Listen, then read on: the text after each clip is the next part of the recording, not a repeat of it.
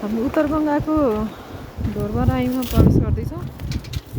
मन्दिर परिसर यता यहाँ हातखुट्टा धुने ठाउँवाला मेला लाग्दा है मन्दिर परिसर यता रहेछ। त्यसपछि यहाँ चाहिँ ठुलो नेपालको झन्डा र ठुलो त्रिशूल रहेछ बिचमा। यहाँ चाहिँ 22 धारा छ भन्ने सुन्नमा आएको थियो। उत्तरगङ्गा ढोरबराहा ढोरपाटन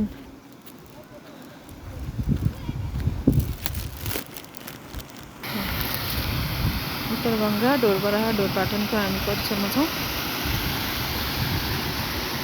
यहाँ धाराहरू रहेछ 22 धारा भन्नुभएको थियो।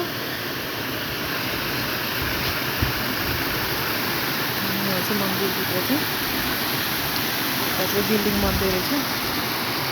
यता पनि यहाँ पोखरी तलाउ यो पुरा पारीदेखिको खाँचो ढोरबराहाको ढोरपाटनको पाटन भयो। यो पुरै पाटन ढोरपाटनको